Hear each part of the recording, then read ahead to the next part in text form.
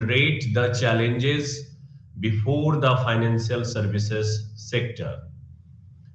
So, a structure of this units are introduction part, meaning and concept, characteristics of financial services, evolution of financial services in India, new financial instruments, significance of financial services, type of financial services, impact of technology, and challenges before the financial services sector. So introduction of this units are India has a diversified financial sector undergoing rapid expansion, both in terms of a strong growth of existing financial services firms and new entities entering the market. So the sector comprises commercial banks, insurance companies, non-banking financial companies, cooperatives, pensions, funds, mutual funds, and other smaller financial entities. So financial services are an important component of the financial system. They cater to the needs of financial institutions, financial markets, and financial instruments, which are geared to serve individual and institutional investors. So, financial institutions and financial markets facilitate functioning of the financial system through financial instruments. So, what are the characteristics of financial services? So basically, information based. First characteristics is information based.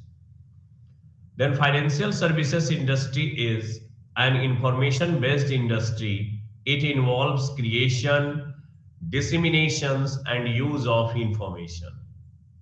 Information is is an essential component in the production of financial services.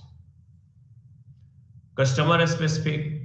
Financial services are usually customer focused in order to cater a variety of financial and related needs of different customers in different areas. Financial service organizations have to offer a wide range of products and services. So financial services basically एक service provide करता है जो भी इसके availability customers होते हैं उनको, और ये इंटेंजिबल नेचर को होता है, इंफॉर्मेशन बेस्ड होता है। बेसिकली आप देखेंगे कि जितने भी सर्विसेज से रिलेटेड जो भी फैसिलिटीज है वो इंफॉर्मेशन बेस्ड होती है और बहुत ही इंपॉर्टेंट होती है इंफॉर्मेशन। कस्टमर स्पेसिफिक यानी जिस तरह की कस्टमर है उस तरह की सर्विसेज भी अवेल करती है, तो आपको कस्टमर फोकस्ड होना होगा कि कस्टमर का क्या रिक्वायरमेंट है, कस्टमर की क्या नीड्स है, उसी के अकॉर्डिंग आपको अपनी सर्विसेज को प्रोवाइड करना होगा।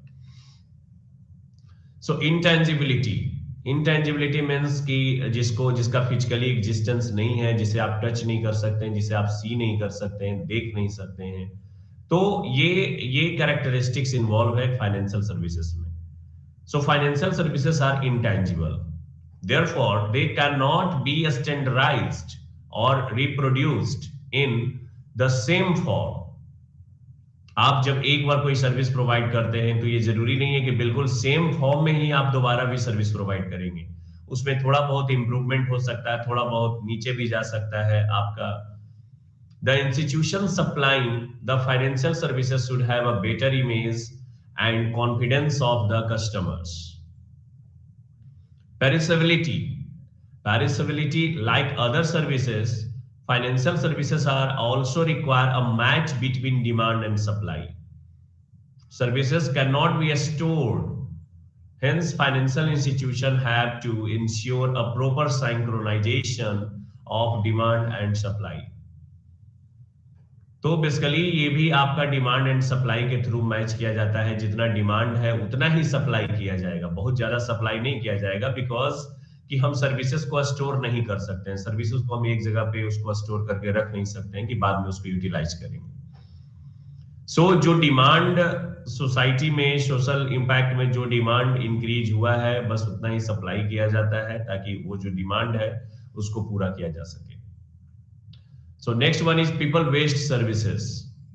Marketing of financial services has to be people intensive, and hence it is subjected to variability of performance, quality of service. Types, next topic on the screen is types of financial services. Fund based services. First is fund based services. In fund based services, the firm raises funds through equity, shares, debt capital, and deposits, and invest these funds in securities or lends to those who are in need of capital.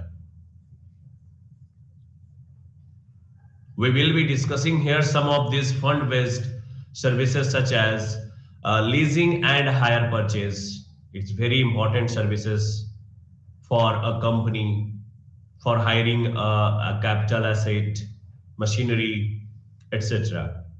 Housing finance, credit cards, venture capital, factoring, forfeiting, and bills discounting. Second type of financial services is fee-based services. That is also called non-fund-based fee-based financial services.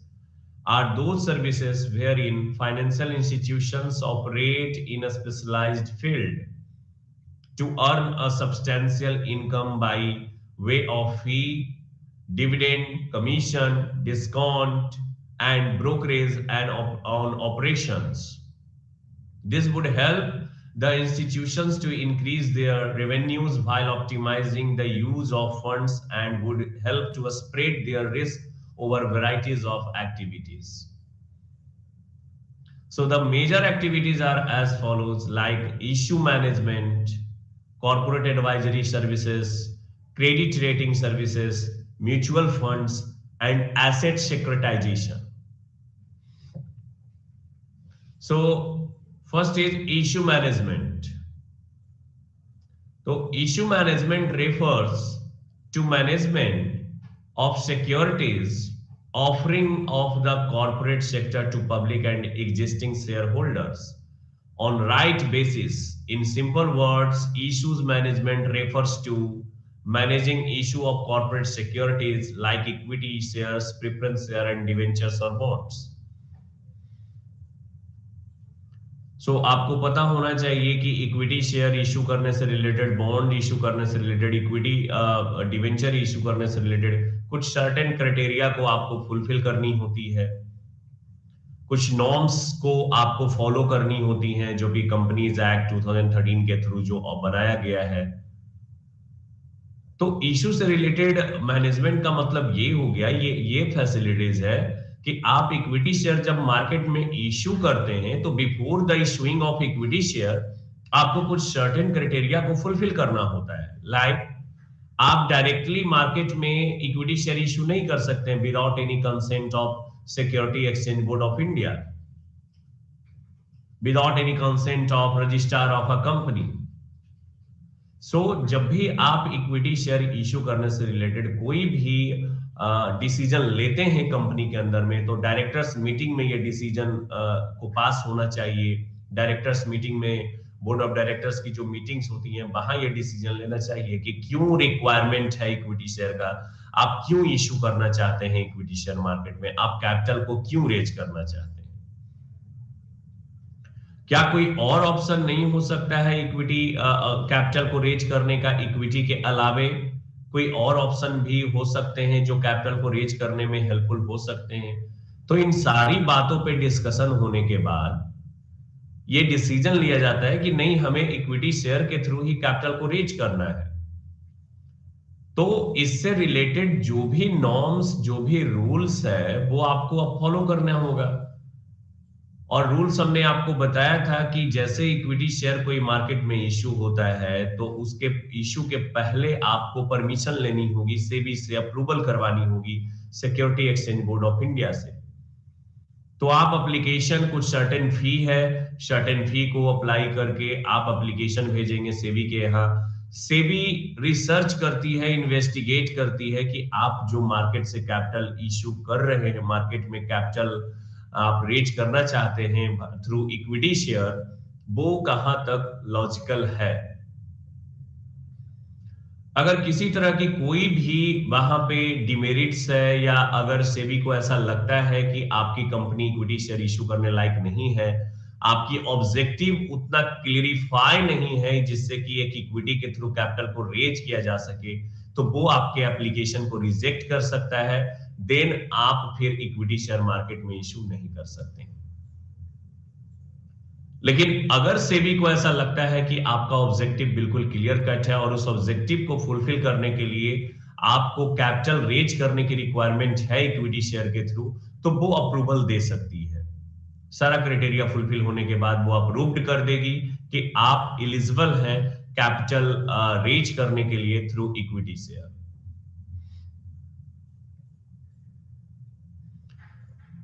सो यहां पे जैसे ही security exchange board of India approval pass करती है, वैसे ही आपके पास एक letter आ जाएगा सेबी का कि हमने आपके इक्विटी शेयर से रिलेटेड जो भी ये डॉक्यूमेंटेशन था उसको हमने अप्रूव कर दिया है। फिर कंपनी जिसको रजिस्ट्रार ऑफ कंपनी के पास भेजती है, और फाइनल जो परमिशन होता है वो रजिस्ट्रार ऑफ कंपनी उसको इशू कर देता है कि आप एलिजिबल हैं, आप मार्केट में अब इशू कर सकते हैं अपनी इक्विटी शेयर को। तो ये सारी मैनेजमेंट को देखना एक कॉर्पोरेट के लिए बहुत ही टफ वर्क में हो सकता है कि सारे मैनेजमेंट को वो देखे।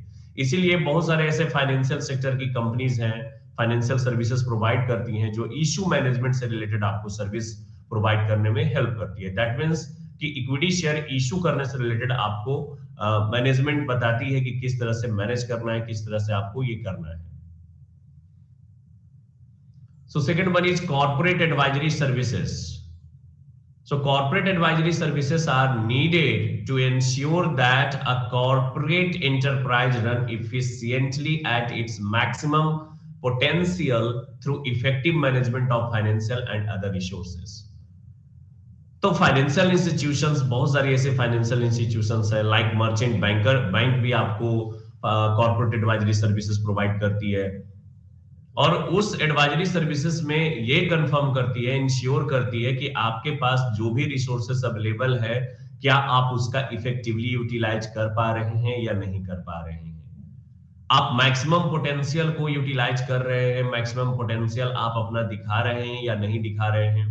तो आपको इसमें इंप्रूवमेंट के लिए वो सर्टेन कुछ आपको आइडिया देता है, कुछ एडवाइस देता है, और इसके लिए सर्टेन वो फी कलेक्ट करता है। So next one is credit rating. So credit rating is the trust in a person's ability and intention to pay, or reputation of solvency and honesty. And rating means estimating the worth or assessing the value to classify a person's position. Thus, credit rating is an expression of an opinion through symbols about credit quality of the issue of securities or company with reference to a particular instrument.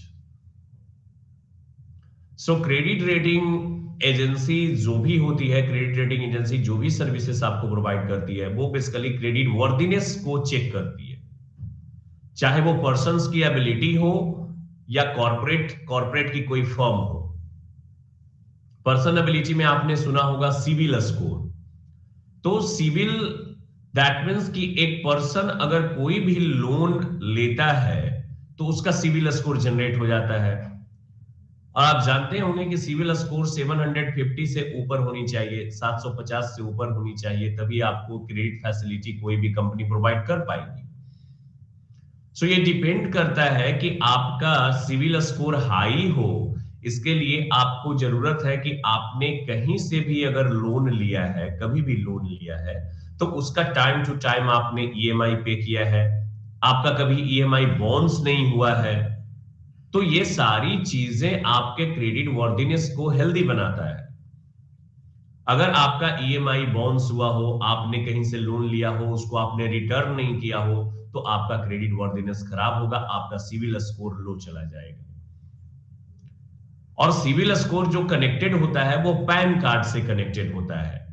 तो ऐसा नहीं है कि आप अगर एक state में किसी को लोन आपने नहीं पे किया और दूसरे स्टेट में जाकर आप सोच रहे हैं कि हम लोन ले लेंगे, तो ये पॉसिबल नहीं है, बिकॉज कि पैन कार्ड पूरे ऑल ओवर इंडिया में लिंक्ड होता है। तो कोई भी लोन देने वाला आपका पैन कार्ड जैसे ही इंटर करेगा, आपका सिविल स्कोर उसके स्क्रीन पे होगा कि आपका सिविल स्कोर बहुत बिलो है, आपने यहां से लोन लिया था, आपने उसको पे नहीं कर पाया, सारा डिटेल्ड आपका वो उसके स्क्रीन पे चला आएगा। देन आपको कोई भी लोन प्रोवाइड नहीं कर सकता है, कोई भी किसी तरह का लोन प्रोवाइड नहीं करेगा अगर आपका सिविल स्कोर डैमेज हुआ है। ठीक बिल्कुल इसी तरह के सिमिलैरिटी में आप देखेंगे कि अगर कोई private limited company, public limited company या कोई कंट्री ही अगर कहीं से लोन लिया है, तो टाइम टू टाइम अगर वो रीपे नहीं किया है, टाइम टू टाइम इंटरेस्ट और प्रिंसिपल अमाउंट को रीपे नहीं किया है, तो उसका क्रेडिट वर्दीनेस खराब होगा। क्रेडिट वर्दीनेस खराब होने का मतलब है कि आपको फिर क्रेडिट पे कोई भी फैसिलिटी प्रोवाइड नहीं कर पाएगा, कोई भी सर्विस प्रोवाइड नहीं कर पाएगा। सो कंपनी से भी ये एक्सपेक्ट किया जाता है कि आपने कहीं से भी अगर लोन लिया है, किसी फाइनेंशियल इंस्टीट्यूशन से लोन लिया है या किसी भी बैंक से लोन लिया है, तो टाइमली उसको आप रीपे करें, उसके ईएमआई को आप पे करें। बिकॉज अगर आपका एक बार क्रेडिट वर्दीनेस खराब हो जाता है, क्रेडिट रेटिंग खराब हो जाता है, तो कोई भी दूसरी फाइनेंशियल इंस्टीट्यूशन आपको लोन प्रोवाइड नहीं कर पाएगी। और ठीक इसी तरह से कंट्री का भी होता है कि सपोज अगर इंडिया ने अमेरिका से कोई फंड लिया है, तो क्या इंडिया ने टाइम टू टाइम उसको पे किया है या नहीं पे किया है। तो कंट्री का भी क्रेडिट रेटिंग होता है, लाइक मूडीज है, मूडीज के थ्रू आप देखते होंगे कि कंट्री का भी रेटिंग होता है। तो इंडिया का भी क्रेडिट रेटिंग बहुत अच्छा नहीं है मूडीज के थ्रू। तो ये भी कहीं ना कहीं से आईएमएफ से, इंटरनेशनल मॉनेटरी फंड या वर्ल्ड बैंक से पैसा लिया है, लेकिन उसको टाइमली रीपे नहीं कर पाया, जिसके कारण क्रेडिट वर्दीनेस उतना बेटर नहीं है। अफ्रीकन कंट्री का आप देख लेंगे, क्रेडिट वर्दीनेस एकदम ही खराब है, क्योंकि वो लोग पैसा लेता है तो देता ही नहीं।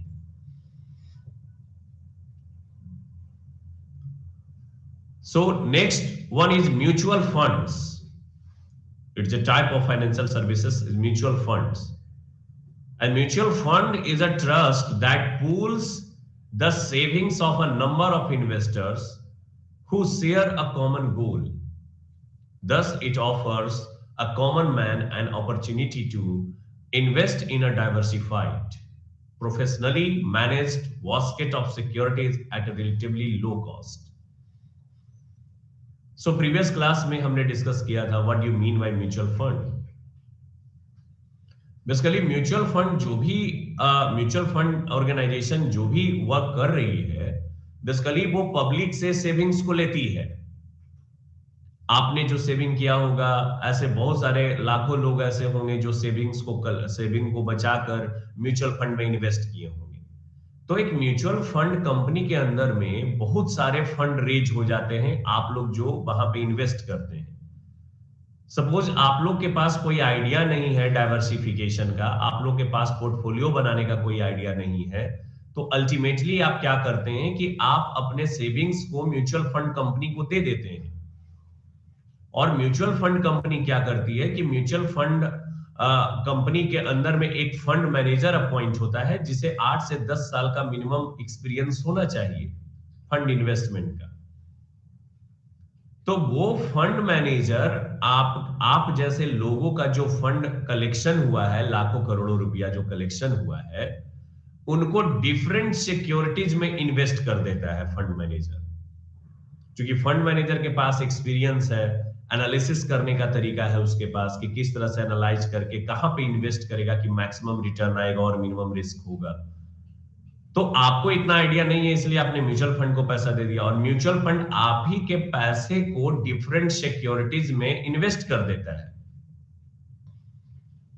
कुछ रिस्की जोन में चला जाता है, कुछ नॉन रिस्की जोन में जाता है, कुछ इक्विटी शेयर में इन्वेस्ट कर देता है, कुछ डिवेंचर में इन्वेस्ट कर देता है, कुछ बॉन्ड्स में इन्वेस्ट कर देता है। और अल्टीमेटली जब एंड ऑफ द ईयर होता है, तो वहां पे जहां जहां से इनकम आया है वहां से कुछ इनकम को रोककर आपको वो प्रोवाइड कर देता है। So mutual fund diversification techniques है, और ये जो फंड मैनेजर्स होते हैं वो करते हैं। आप जो पैसे देते हैं उसको डिफरेंट सिक्योरिटीज में इन्वेस्ट कर देते हैं, क्योंकि आपके पास वो आइडिया नहीं होता है कि आप कहां कहां इन्वेस्ट करेंगे। So thus, it offers a common man an opportunity to invest in a diversified. एक कॉमन आदमी का फंड जो है डिफरेंट सिक्योरिटीज में इन्वेस्ट हो जाता है। So next one is asset securitization. It is a very important technique basically for banks, financial institutions, etc. Asset securitization is a process whereby loans and other receivables are packaged, underwritten, and sold in the form of asset-backed securities. Securitization involves transactions where credit risk in assets are redistributed by repackaging them into tradable securities with different risk profiles, which may give investors of various classes access to exposure which they otherwise might be unable to assess directly. So ये technique basically banking sector में आजकल ज्यादा देखने को मिल रहा है। Asset securitisation means आप अपने एसेट को लिक्विड फॉर्म में बनाकर उसको सिक्योरिटीज के तौर पे आप सेल कर रहे हैं। लाइक एक एग्जांपल हमने दिया था, जैसे आपने कोई कार लोन लिया है तो बैंक ने कार लोन आपको प्रोवाइड कर दिया। अब बैंक का जो इनकम है बेसिकली लोन प्रोवाइड करने पे डिपेंड करता है, क्योंकि जितना ज्यादा वो लोगों को लोन प्रोवाइड करेगा उतना ज्यादा उसका अर्निंग्स होगा।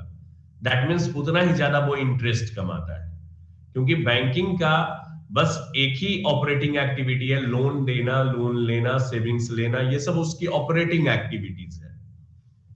तो ऑपरेटिंग एक्टिविटीज में लोन प्रोवाइड करना, लोन जितना ज्यादा प्रोवाइड करेगा उतना ज्यादा उसको मैक्सिमम रिटर्न मिलेगा।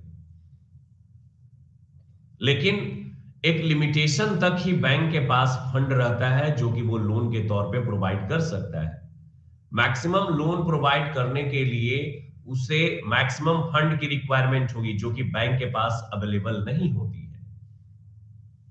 और वो चाहता है कि ज्यादा से ज्यादा वो लोन रोटेट कर सके। इसके लिए आपको पता होगा कि जब भी आप कार लोन लेते हैं या कोई भी हाउसिंग लोन लेते हैं तो उसका ओनरशिप आपको ट्रांसफर नहीं होता है जब तक कि आप लास्ट ईएमआई पे नहीं कर देते।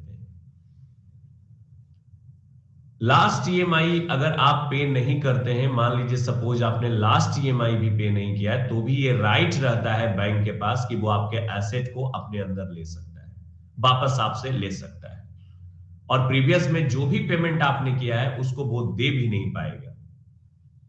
सो फर्स्ट ऑफ ऑल आपने जो लोन लिया है जब तक आप कंप्लीटली उसका ईएमआई पे नहीं कर देंगे तब तक वो आपका एसेट नहीं होगा, आपका ओनरशिप ट्रांसफर आपके नाम पे नहीं होगा, फर्स्ट ऑफ ऑल। सेकंड, जब एक बार लोन प्रोवाइड कर देती है बैंक तो उसका जो फंड है उतने सालों तक ब्लॉक कर जाता है। आप धीरे धीरे उसे पे करते रहते हैं ईएमआई के थ्रू, और उसी ईएमआई जो आप पे करते हैं उसको वो बंच में बनाकर फिर से किसी को लोन प्रोवाइड करता रहता है। सो बैंक ने एक अपना सिस्टम डेवलप किया कि एसेट को क्यों ना सिक्योरिटीज के तौर पे इसको सेल कर दिया जाए। सो जो बैंक आपको लोन दी है, कार लोन दी है, उसका पेपर जो है बैंक रखती है और उस पेपर को वो सेल कर देती है किसी थर्ड पार्टी को, एक सिक्योरिटीज फॉर्म में बनाकर, एक लिक्विड फॉर्म में बनाकर उस कार के पेपर को, उस हाउस के पेपर को वो क्या कर देती है, रोटेट कर देती है किसी दूसरे को। अब कोई अगर कार के पेपर को ही सिर्फ प्रोवाइड कर देता कि आप हमें फंड दे दीजिए, हम आपका कार का पेपर दे देते हैं, तो उस बेसिस पे वो नहीं देता, उसको क्या मतलब है इन्वेस्ट करने का। सो जब तक उस इन्वेस्टमेंट पे अच्छा रिटर्न नहीं मिलेगा, कोई भी इन्वेस्टर वो पेपर नहीं परचेज करेगा। तो बैंक पेपर के साथ में कुछ इंटरेस्ट को इन्वॉल्व कर देती है ताकि इन्वेस्टर अट्रैक्ट हो और वो पेपर को परचेज कर लेती है एज अ सिक्योरिटीज, क्योंकि उसका जो इन्वेस्टमेंट का फंड है वो उस कार के पेपर से सिक्योर है। अगर फंड उसका किसी कारणवश डिफॉल्टर हो जाता है तो वो कार को वापस ले सकता है। सो ये फैसिलिटीज बहुत ही इंपॉर्टेंट है और इसके थ्रू बैंक ज्यादा से ज्यादा कैपिटल को रेज कर रही है और रेज करके ज्यादा से ज्यादा वो लोन को प्रोवाइड कर रही है। So banks offer certain non-fund based products to its clients. So first is letter of credit. It's very important concept for export import business. जब भी कभी एक्सपोर्ट इंपोर्ट बिजनेस में अगर वहां पे पेमेंट की बात आती है तो लेटर ऑफ क्रेडिट वहां पे बहुत ही इंपॉर्टेंट रोल प्ले करता है, क्योंकि जितने भी एक्सपोर्ट इंपोर्ट ट्रांजैक्शंस होते हैं वो लेटर ऑफ क्रेडिट के थ्रू ही जनरेट होते हैं, लेटर ऑफ क्रेडिट के थ्रू ही ऑपरेट होते हैं। So banks offers import as well as domestic letter of credit facility to clients for procurement of goods on documents against acceptance or documents against payment basis as per their needs at very competitive rates. So second one is bank guarantee. The bank guarantee facility is offered to clients guaranteeing their performance financial obligations in the domestic as well as international market. So LC advising, that is confirming services. So in case of letter of credit received by clients, banks offer letter of credit advising as well as letter of credit confirmation services under correspondent relationship with domestic as well as international banks.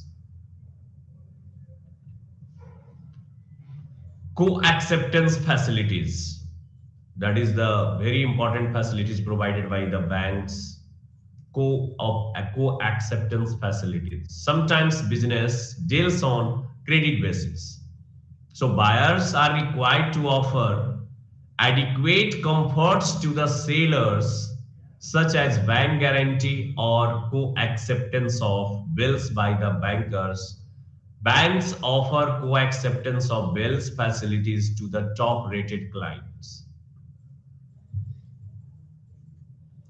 So next facilities provided by the bank is solvency certificates. Bank provides solvency certificates to their clients in case it is required for providing to government authorities, other corporates in business deals, wine, bids, etc.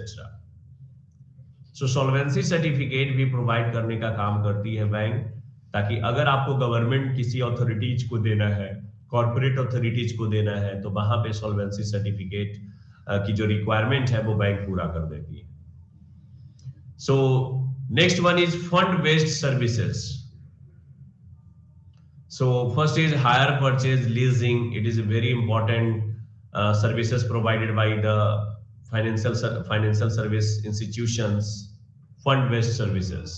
So the growth of leasing industry can be traced to the formation, leasing and hire purchase and of first leasing company of India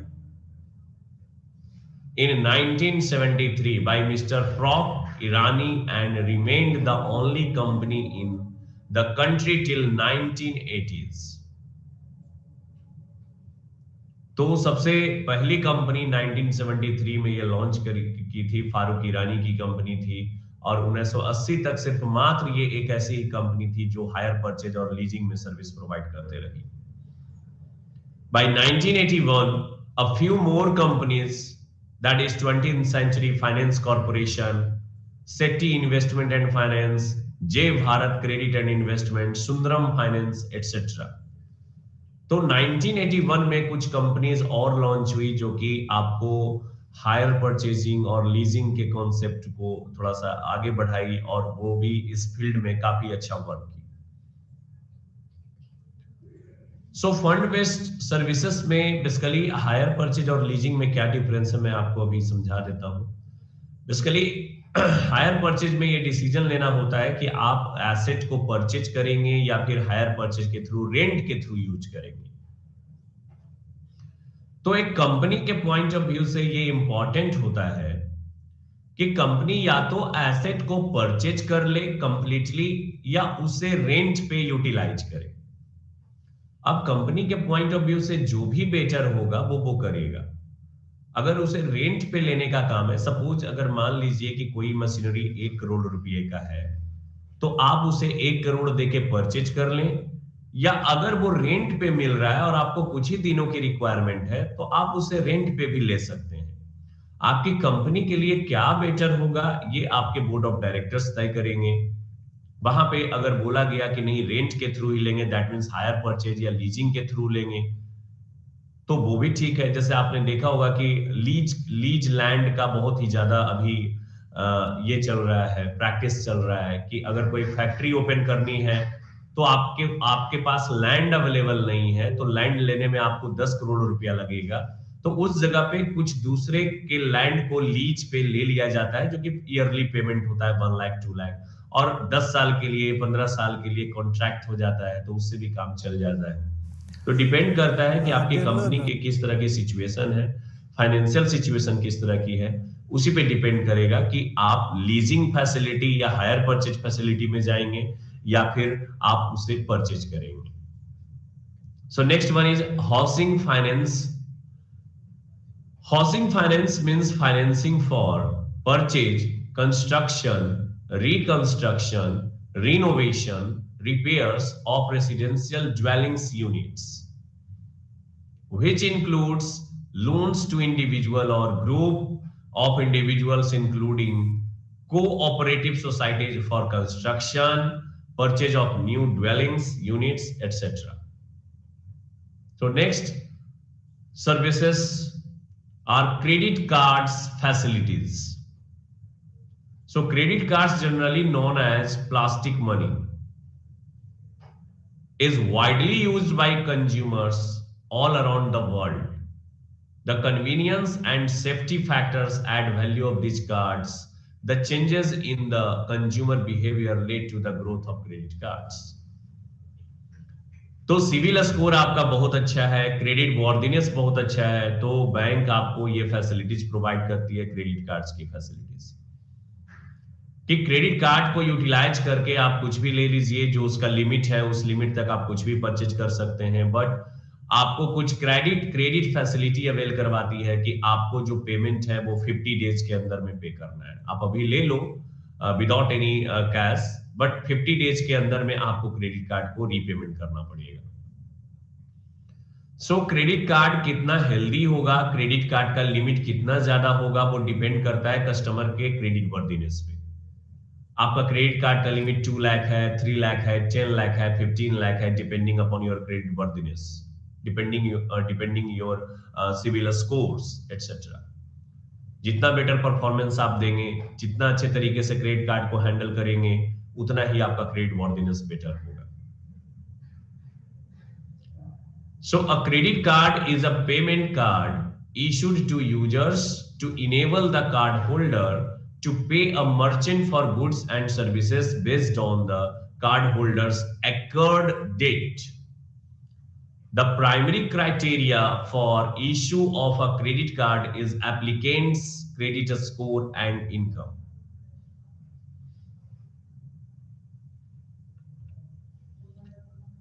So next services is called venture capital.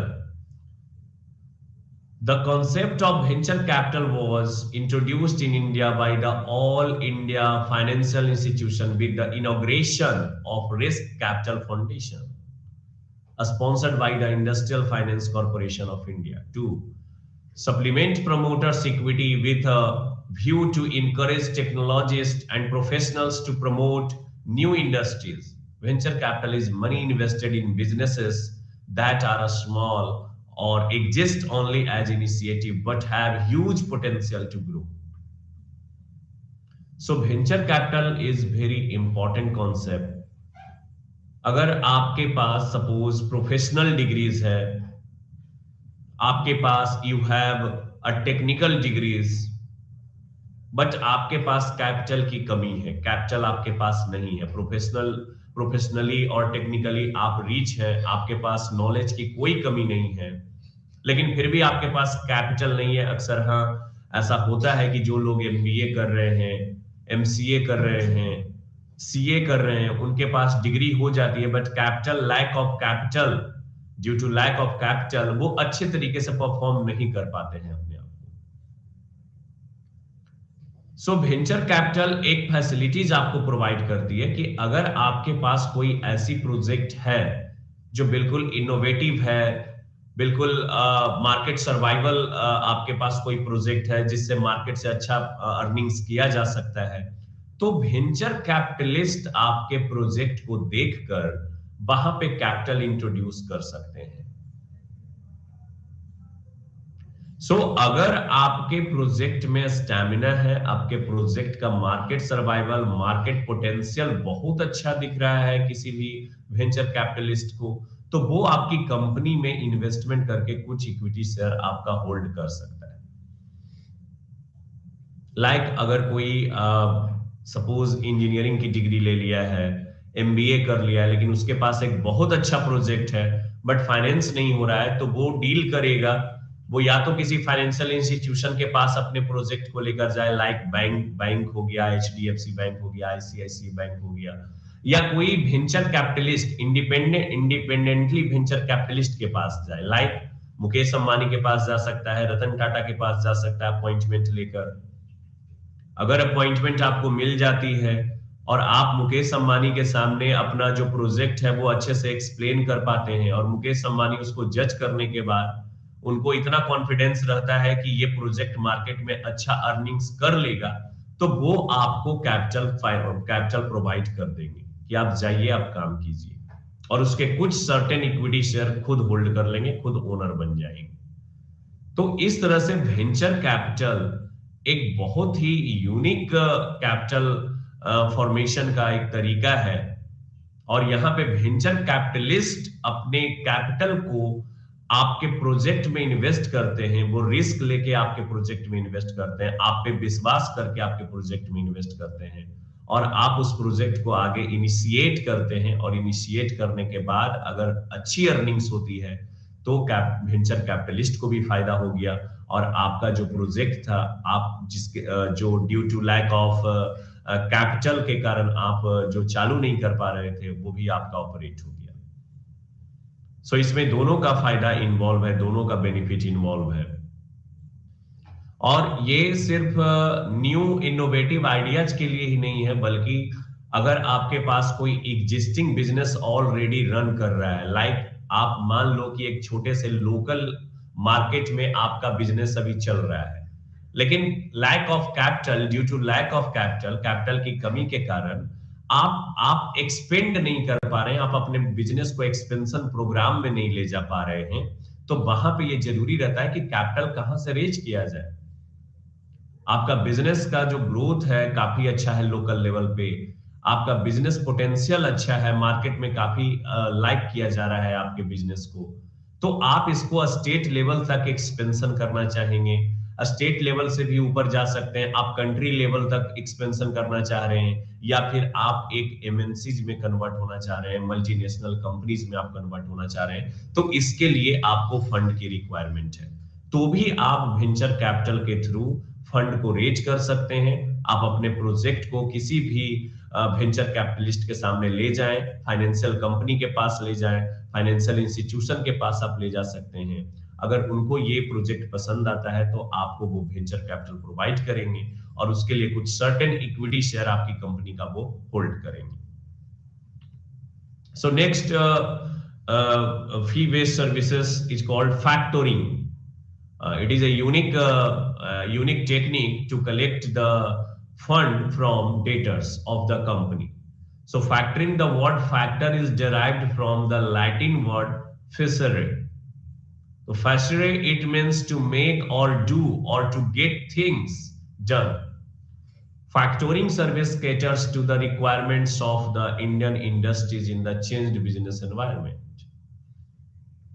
Factoring is an arrangement between the financial institution or banks and the business concern which provides goods or services to its customer on credit, wherein the factors buys or clients book dates.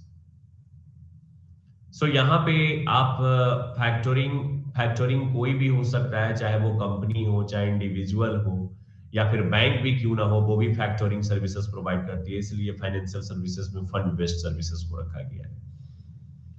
तो यहाँ पे factoring का जो work है, basically एक organisation के अंदर में, एक इंडस्ट्री के अंदर में बहुत सारे डेटर्स क्रिएट होते हैं। डेटर्स दैट मींस जो आपके यहाँ से उधार ले गए हैं, ऑन क्रेडिट परचेज करके ले गए हैं। लेकिन कंपनी के पास इतनी मशीनरी, इतना इंफ्रा नहीं रहता है कि वो डेटर से पैसे को सही टाइम पे कलेक्ट कर सके। बड़ी बड़ी कंपनी उधार तो दे देती है डेटर्स को, लेकिन उनसे कलेक्ट करने का मशीनरी नहीं होता है, तो बहुत सारे लॉस भी आपको बियर करने पड़ जाते हैं। बहुत सारे डेटर ऐसे होते हैं जो पैसा ही नहीं देते हैं, तो आप उसके पीछे जब तक लगेंगे नहीं, आप उससे जब तक मांगेंगे नहीं, तो तब तक वो पैसे आपको देगा नहीं। सो यहाँ पे कंपनी ने एक एजेंसी से हेल्प लेना चालू किया कि कोई एक ऐसा एजेंसी है जो सिर्फ फंड को कलेक्ट करने का काम करता है, दैट इज कॉल्ड फैक्टोरिंग। तो कंपनी ने क्या किया कि सारे डेटर लिस्ट को उस एजेंसी को दे दिया कि देखिए हमारे पास इतने डेटर्स अवेलेबल हैं, इन डेटर्स के पास इतना रुपया बाकी है, आप हमको कलेक्ट करके लाके दे दीजिए, हम इसमें से सर्टेन आपको कुछ कमीशन प्रोवाइड कर देंगे। तो ये काम बैंक भी कर रही है, बैंक भी ये फैसिलिटी प्रोवाइड करती है कि आप कुछ पोर्शन आप कमीशन दीजिए, हम डेटर से कंटिन्यू करके आपको कलेक्ट करके कुछ पैसे आपको हम दे देंगे, और उस पे जो भी कमीशन होगा आप हमें पे कर देंगे। So next fund based services is forfaiting. तो forfaiting is a method of trade finance that allows exporters to obtain cash by selling their medium and long-term foreign accounts receivables at a discount to a forfeitor, a specialized finance firm, or a department in a bank. So forfeiting basically जो case होता है वो वहां पे 100% पहले ही advance में fund को ले लेता है फैक्टरिंग कंपनी, और ये बेसिकली जो फॉरेन जितने भी डेटर्स होते हैं उनसे कलेक्ट करने के लिए फॉरफेटिंग का हेल्प लिया जाता है। Forfaiting is a financial tools for exporters enabling them to convert their credit sales to cash sales by discounting their receivables with an agency called forfeiture. So forfeiting denotes the purchase of trade bills or promissory notes by a bank or financial institution without recourse to seller. So next fund based services is called bills discounting.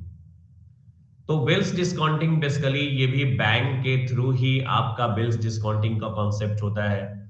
अब suppose अभी हमने आपको बताया कि एक industry के पास 10 करोड़ रुपए का डेटर अवेलेबल है, यानी 10 करोड़ रुपया कोई डेटर उधार लेके गया है, डिफरेंट डेटर 8-10 डेटर है, मिला जुलाकर 10 करोड़ रुपए उधार आपके यहां से ले गए हैं ऑन क्रेडिट परचेज किए।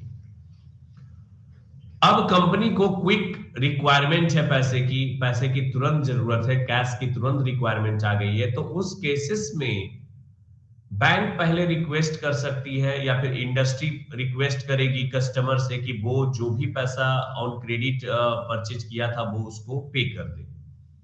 लेकिन चूंकि क्रेडिट सेल में एक टर्म एंड कंडीशन होता है जो आप ही प्रोवाइड करते हैं, यानी कि बिजनेस ही प्रोवाइड करता है कि आप विद इन 30 डेज हमको आप पेमेंट कर देंगे। तो आपने जो टाइम पीरियड उसको दे दिया विद इन 30 डेज, तो कोई भी उससे पहले पे नहीं करेगा आपको। आप कितना भी रिक्वेस्ट करेंगे तो वो बोलेगा कि आप ही तो टाइम दिए थे, हम आपको क्यों पे करें अभी। तो उस कंडीशन में एक जो कंपनी है वो कैश में कन्वर्जन डेटर से नहीं करवा पाती है, तो अल्टीमेटली उसके पास एक ऑप्शन रहता है कि उन सारे डेटर्स को वो बैंक में जाकर सेल कर देता है। डेटर्स का जो भी पेपर होगा, डेटर्स का जो भी नेम्स होगा, एड्रेस होगा, जो भी अमाउंट होगा, वो लिस्ट बनाकर वो बैंक को जाकर दे देता है और बोलता है बैंक से कि देखिए हमारे पास 10 करोड़ का डेटर अवेलेबल है, लेकिन अभी हमें तुरंत क्विक पैसे चाहिए इसके बदले में। तो बैंक भी वहां पे एक एग्रीमेंट करता है कि ठीक है 10 करोड़ का जो डेटर है आपका, लेकिन हम आपको तुरंत कैश देंगे, अभी 20% हम इसको डिस्काउंट करके लेंगे, क्योंकि इसमें हो सकता है कि कुछ डेटर पैसा ना दे बाद में, तो उसका भी जो भी लॉस होगा हम ही को देखना पड़ेगा। तो 20%, हम सपोज 20% उन्होंने डिस्काउंटेड पे बिल ले लिया। दैट मीन्स 1 करोड़ 10 करोड़ के बदले में उन्होंने आपको 8 करोड़ रुपीस दिया। तो यहां पे 2 करोड़ डिस्काउंट पे बैंक ने ले लिया और बैंक ने आपको क्विक कैश प्रोवाइड कर दिया। अब जब डेट पूरा होगा तो अब बैंक के पास ये राइट आ गया है कि वो सारे डेटर से पैसा कलेक्ट करेगा। सपोज बैंक ने 10 करोड़ पूरा का पूरा कलेक्ट कर लिया, तो कलेक्ट आपने 10 करोड़ किया, लेकिन उसके बदले में आपने कंपनी को 8 करोड़ ही दिया। दैट मीन्स कि दोनों का जो डिफरेंस है, दैट इज 2 करोड़, वो बैंक का बेनिफिट हो गया। लेकिन इससे कंपनी को ये बेनिफिट हुआ कि क्विक कैश रिक्वायरमेंट जो था वो पूरा हो गया, वर्किंग कैपिटल की रिक्वायरमेंट पूरा हो गया। तो ये बेनिफिट होता है बिल्स डिस्काउंटिंग का। और bills of exchange that are used in the course of normal trade and commercial activities are called commercial bills. Bills discounting is a short-term finance for business concern, wherein they can sell unpaid invoices due on a future date to financial institutions in lieu of a commission. The bank purchases the bill before its due date and credits the bill's value after a discount charge to the customer's account. So insurance services, it is also a fund-based services provided by financial institutions like LIC, GIC, Life Insurance Corporation, General Insurance Corporation, etc. Insurance services, as well known, is the most preferable method of handling risk and hence is also called as risk cover. Risk is nothing but an uncertainty of occurrence of a loss, with loss of lives, accidents causing permanent disability, loss of horses due to floods, etc., loss by fires. So the next topic on the screen is modern financial services. So modern financial services, that means कि अभी जो भी financial services, जो traditional financial services था, जो fund based था या fee based था, वो हमने अभी डिस्कस कर दिया है। अभी यहाँ पे मॉडर्न कुछ ऐसे एडवांस्ड फाइनेंशियल सर्विसेज अभी लॉन्च किए गए हैं जो कि अपने क्लाइंट्स को ये सर्विस प्रोवाइड करते हैं, एडवांस सर्विस प्रोवाइड करते हैं। That is first is rendering project advisory services. आपका जो भी प्रोजेक्ट है, आपने जो भी प्रोजेक्ट बनाया है, उसमें इंप्रूवमेंट कर सकते हैं, उस प्रोजेक्ट को और भी बेटर कर सकते हैं। तो इस तरह की एडवाइजरी सर्विसेज प्रोवाइड करने का भी अभी काफी ज्यादा प्रैक्टिस चल रहा है और इसके लिए कुछ सर्टेन फी वो कलेक्ट करते हैं। Second one is planning for merger and acquisitions. अगर आप किसी कंपनी में जाकर मिलना चाह रहे हैं, मर्ज होना चाह रहे हैं, या किसी दूसरी कंपनी को आप परचेज करना चाह रहे हैं, एक्वायर करना चाह रहे हैं, तो इस केस में चाहे वो अमलगमेशन का केस हो, मर्जर का केस हो, एक्विजिशन का केस हो, तो इस केस में भी प्लानिंग करने से रिलेटेड आपको फैसिलिटीज प्रोवाइड कर रही है आजकल फाइनेंशियल इंस्टीट्यूशंस, कि आपको कितना अमाउंट में उसको परचेज करना चाहिए, आपको मर्ज करना चाहिए या नहीं करना चाहिए, ये सारी फैसिलिटीज आपको अभी प्रोवाइड कर रही है government. Next, guiding corporate customer in capital restructuring. Capital restructuring से रिलेटेड भी कस्टमर को यहाँ पे गाइड प्रोवाइड किया गया है कि कैपिटल का रीस्ट्रक्चर कैसे कीजिए, इक्विटी डेट का क्या कंपोजिशन होना चाहिए, उसमें कितना परसेंट इक्विटी होल्ड कीजिए, कितना परसेंट इक्विटी और डेट कैपिटल होल्ड करे, ये कैपिटल रीस्ट्रक्चरिंग का जो गाइडिंग है वो भी फैसिलिटीज प्रोवाइड कर रही है आजकल financial institution. Next one is acting as trustees to debenture holders. तो एक डिवेंचर होल्डर्स के ट्रस्टीज के तौर पे भी एक्ट करने के लिए ये फैसिलिटी प्रोवाइड किया गया है, तो इसके लिए भी कुछ सर्टेन चार्जेस आपसे ले पाएंगे। Recommending suitable changes in financial structure. अगर आपकी कंपनी में फाइनेंशियल स्ट्रक्चर वेल डिफाइंड नहीं है, या आपको लग रहा है कि फाइनेंशियल स्ट्रक्चर के कारण हमारा बिजनेस अभी उतना बेटर पोजीशन में नहीं है, तो ये फाइनेंशियल स्ट्रक्चर से रिलेटेड रिकमेंडेशन आपको दे सकता है कि आपकी कंपनी से रिलेटेड सुटेबल फाइनेंशियल स्ट्रक्चर कौन हो सकता है, तो इसके लिए वो सर्टेन फीचर्स आपसे करेगी। सो next one is structuring the financial collaboration through joint ventures. तो ज्वाइंट वेंचर मींस कि दो आपस में मिलकर जो वेंचर आपने और ऑपरेट किया है, that is called joint venture. तो यहाँ पे फाइनेंशियल कोलैबोरेशन किस तरह से होना चाहिए, ज्वाइंट वेंचर के थ्रू किस तरह से कोलैबोरेट करना चाहिए, क्या स्ट्रक्चर होगा और स्ट्रक्चर वो आपके लिए बेनिफिशियल होगा या नहीं होगा, इससे रिलेटेड सर्विसेज भी आपको प्रोवाइड करती है financial services. Next one is rehabilitating and reconstructing sick companies through reconstruction. जो भी सिक कंपनीज है, जो भी बीमारू कंपनी है जो लॉस में जा रही है, तो उनको रिकंस्ट्रक्ट कर सकती है, रिहैबिलिटेटिंग सिचुएशन में लेके जा सकती है, जिससे कंपनी में इंप्रूवमेंट हो, कंपनी के ऑपरेशनल एक्टिविटीज में इंप्रूवमेंट हो और कंपनी प्रॉफिटेबल बिजनेस हो जाए। इसके लिए भी वो रिकंस्ट्रक्शन के लिए फैसिलिटीज प्रोवाइड करती है, तो इसके लिए भी कुछ फी वो चार्ज करती है। Next one is hedging of risk through derivatives trading. तो डेरिवेटिव्स ट्रेडिंग में जो रिस्क को मिनिमाइज करने के लिए जो टेक्निक है वो उस सर्विसेज को प्रोवाइड करती है, that is called hedging of risk. So ये भी फाइनेंशियल जो भी इंस्टीट्यूशंस है वो फैसिलिटीज आपको प्रोवाइड करती है और इसके लिए सर्टेन फी को कलेक्ट करती है। Managing portfolio of public sector corporations. तो पब्लिक सेक्टर कॉर्पोरेशन का जो भी पोर्टफोलियो है, दैट मींस डिफरेंट टाइप का सिक्योरिटीज में कहाँ इन्वेस्ट करना चाहिए, इक्विटी में कितना परसेंट इन्वेस्ट करना चाहिए, डेट कैपिटल में कितना इन्वेस्ट करना चाहिए, ये सारी फैसिलिटीज प्रोवाइड करती है और इसके लिए सर्टेन फी आपको चार्ज करेगी। Asset liability management. Next one is undertaking risk management service through insurance. Insurance के थ्रू जो आपको रिस्क मैनेजमेंट सर्विसेज प्रोवाइड कर रही है, तो इसके लिए भी वो क्या करती है, सर्टेन फी चार्ज करती है। Next one is guiding clients for determining the optimum debt equity mix. तो डेट इक्विटी मिक्स का कितना परसेंट क्या होना चाहिए जो आपकी कंपनी के लिए बेनिफिशियल होगा, आपकी कंपनी का पर कैपिटा इनकम जो है बढ़ाएगा, और दूसरी बात earning per share, ultimately earning per share को कितना इनहैंस करेगा, वो ये आपको गाइडलाइन देगा।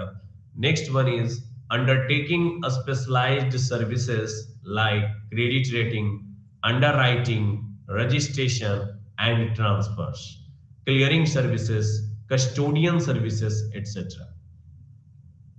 So underwriting services I have already discussed in previous class. So next topic on the screen is challenges before the financial services sector. What are the challenges before the financial services sector? So first is cyber crime.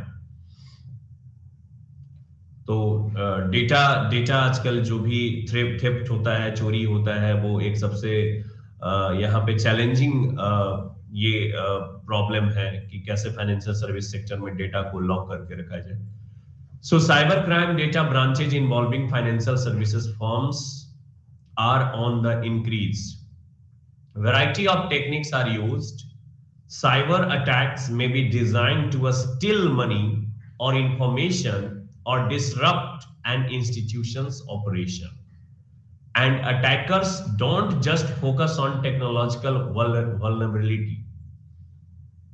So cyber crime जो है, जो सबसे अभी important एक challenge है, जो कि सभी सेक्टर्स के लिए, जो भी आईटी सेक्टर्स हैं उनके लिए एक बहुत ही ज्यादा परेशानी का एक स्टेप है कि साइबर क्राइम को किस तरह से हम लोग रोकें, किस तरह से बैंक्स ट्रांजैक्शन को साइबर क्राइम से किस तरह से बचा के रखें। Next is keeping up with regulations. तो जो भी रेगुलेशंस है, जो भी रेगुलेशंस आपको बनाया गया है, नॉर्म्स है, उसको आपको फॉलो करना होगा, उसको फॉलो करते हुए ही चलना होगा आगे। तो ये भी एक चैलेंजिंग है फाइनेंशियल सर्विस सेक्टर के लिए। So keeping up with regulation in the financial services industry continue to increase. Banks are spending a large part of their income on making sure they are compliant. Any deviation results in fine from the regulators. So consumer expectation continue to expect a lot from their financial institutions. Many want more personalized services from their financial providers. So next one is competition with in the financial services industry. आपस में जो competition हो रहे हैं उससे rate जो है वो डिक्लाइनिंग जा रहा है, तो प्रॉफिटेबल बिजनेस उतना नहीं है. जितना ज्यादा कंपटीशन होगा कस्टमर बेनिफिट होगा. तो ये भी एक चैलेंजिंग है कि इस मार्केट में बहुत सारे ऐसे प्लेयर्स आ गए हैं जो कि काफी बहुत ही स्ट्रेंथ लिए हुए हैं, बहुत ही पोजीशन उनका स्ट्रांग है. तो competition with in the financial services industry is still robust. As mentioned earlier, consumers want more personalized services. They also want more automated services with easier access to them. आजकल जितने भी apps बन रहे हैं जो easy to operate है, ताकि तुरंत में अगर हमें फंड ट्रांसफर करना है, बैंक में हमारा पैसा है और हमको फंड ट्रांसफर किसी को करना है, तो एक ऐसा ऐप डेवलप हो जिससे कि इजीली हम उसको एक्सेस कर सके और इजी वे में उसे ट्रांसफर हम कर सके. सो आजकल पर्सनलाइज्ड सर्विसेज काफी ज्यादा इंपॉर्टेंट हो गया है सभी के लिए. So keeping up with technology ये भी एक चैलेंजिंग है. Keeping up with technology business growth is very important aspect for financial firm. To ensure growth they need to invest in updating their technology. So next one is firms need to modernize their technology platforms and data storage to enable big data solutions such as artificial intelligence, AI आजकल काफी popular हो गया है, supported digital customer support assistance so that a more efficient customer friendly experience across internet, mobile and physical locations can be provided.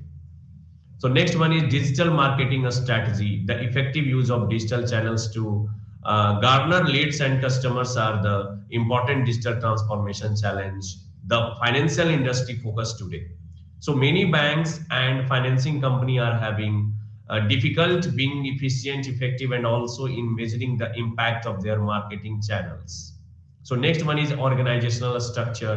The financial sector now operates in a more competitive environment than before. In an increasingly competitive environment between banks, insurance companies, and other players of the financial system, it is necessary for these institutions to equip themselves with the structure.